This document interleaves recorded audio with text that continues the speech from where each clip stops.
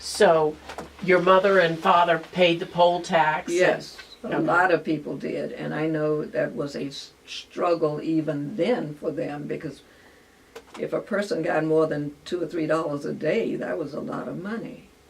Right, And so they would do whatever to, try to get that money together for people right. so that they would vote. And trying to get people to, encourage people to switch too. Did you vote in Warrenton during that? No, I did not. When I left Warrenton, I left to go to school. I was 17, and I went away to school to Petersburg. And of course, I did not vote there. When I came back from school, I lived in Washington, and I did not move back to Warrenton until the end of until 1959, and at that time I did. And then we moved from Warrenton, from Fauquier County to Prince William County. And that was in 1966.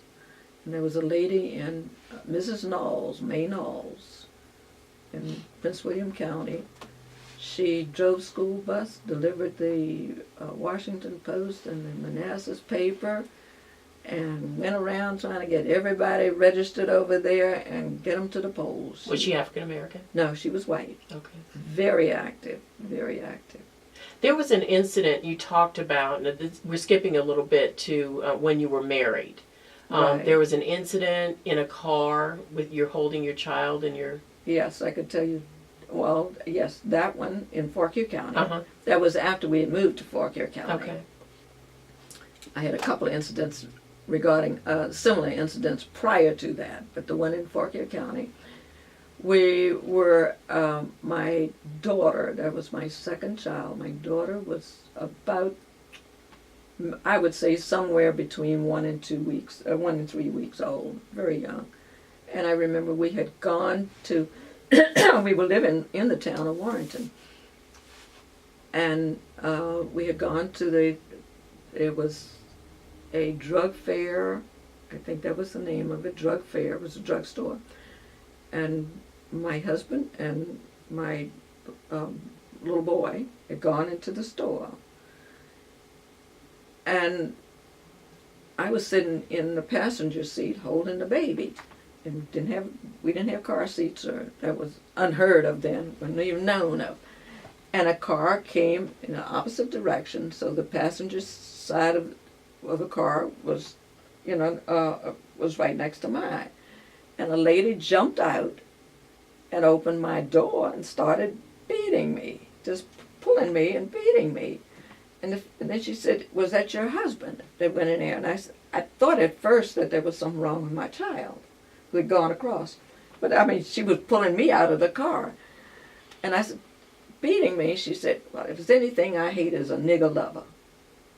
And I couldn't even say that I wasn't a nigger, but I was black, And I was trying to I said, "Let me put my baby down." And let me put my baby down. And then my father, from out of nowhere, and he didn't live in Warrenton, he lived about 7 miles out, he happened to be coming to the store, and I called him. He came over, and the lady jumped in the car and ran away. And the car took off. And so I told my father about it, and I guess I was just so shaken. He went in the store and got my husband, and they all came back. And he suggested that we go up and see the sheriff. So we all went up to see the sheriff. And the first thing he said was, and the sheriff's name, should I give his name? His name was Sam Hall. And he said, "Well, what did you do to her? You must have done something." I said, "What could I have done? I was sitting in the car." And they opened the car and pulled me out. He said, "Oh, well, I'll be out of town next week. When I get back in town, I'll look into it." And so, anyway, that had happened in Warrington. That happened, that would have been in the early 60s. Mm-hmm. That would have been about 1961. So evidently she thought you were an interracial couple, that you were white and your That's husband was... right. Now, when I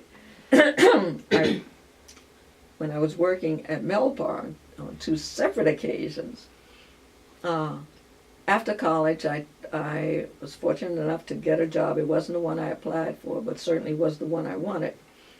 And which college did you go to? Virginia State. It was a college then. It wasn't a university. And I was had been a physics major.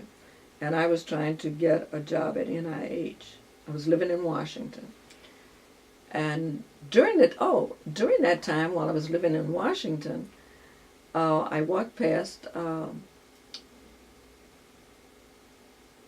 wasn't G.C. Murphy? It was with G.C. Murphy, had a drugstore, drug counter. No, G.C. Murphy was a... Woolsworth, maybe? No, I'll think of that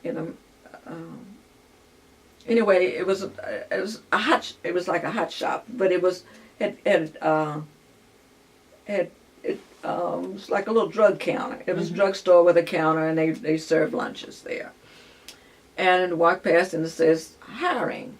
I walked in, and I was just looking for some money, along the way while I was walking the streets, looking for jobs and applying and everything. And so they hired me right away. Well, they didn't ask me who I was or what I was. I gave me aprons and an outfit and I started working that day. And it was all of the people working were white. All of the women working were white. There was one black man there, and he was the one who kept the counters clean, cleaned up everything and all of that. And at that time, I had all of my teeth. But as I looked around, most of those girls didn't. Oh, they were far worse off than I was. At that time, if any food dropped on the floor, they were grabbing food to eat, and they had a worse time than I did. It was minimum wage. It was just the minimum wage that I was getting at that time, and I actually felt sorry for them. But they had the nerve to call people nigger and not want to serve, and they couldn't. Of course, it was all white then in Washington. It was segregated too. Buses were segregated. I could tell you about my uncle who drove a streetcar and wasn't supposed to, but he would. Most of my family did work in Washington. A lot of them worked as white, but they lived as black. In black neighborhoods, no one ever checked on them, so that was what happened then. But anyway, I within a week and a half, I had gotten another job. But I really felt sorry for them. Although, if they had known me, they would have just, it would have been awful. But I felt, although I have lived, this terrible life, here you are, you're worse off than I am. And you're white. You have the advantages. Mm-hmm. I don't. But anyway, that was bad. But the job that I got was at Melpar. Melpar was on Route 50 on the Arlington Boulevard. Near Merrifield and right, in that Fairfax County area. In that area. Mm-hmm. I was living in Washington, and I was single. 2 weeks. I was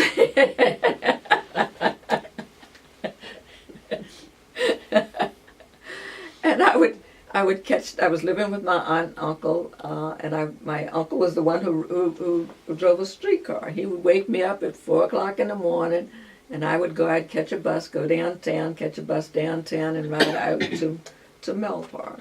I worked with a group of guys, group of all fellows, all people were white in that area, And one guy told me he didn't give a damn what I was.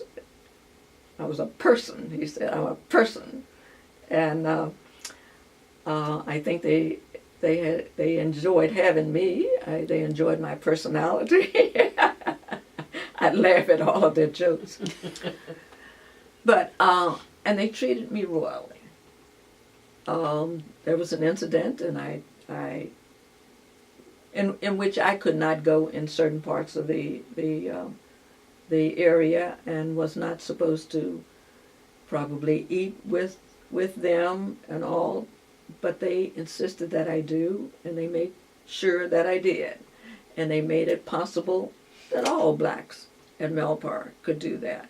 Now, all of the other blacks were in a different type of work category. They were the janitors. In some cases, they delivered mail or those types of things. But they made it possible that it was better for them there also. And during one of my stays there at that during Melpar, and Melpar buildings in Melpar, Melpar had a lot of buildings all over the area. My first couple of years was at the building there in off Arlington Boulevard. Then they would build other buildings, and you would go to the others. The reasons they would do that, they would have these other buildings, is because we would they were building aircraft, helicopter, and airplane simulators, and that's what I worked on. So what was your occupation? I started out as a junior engineer, moved up to an engineer at Melpar. And I left right after joining.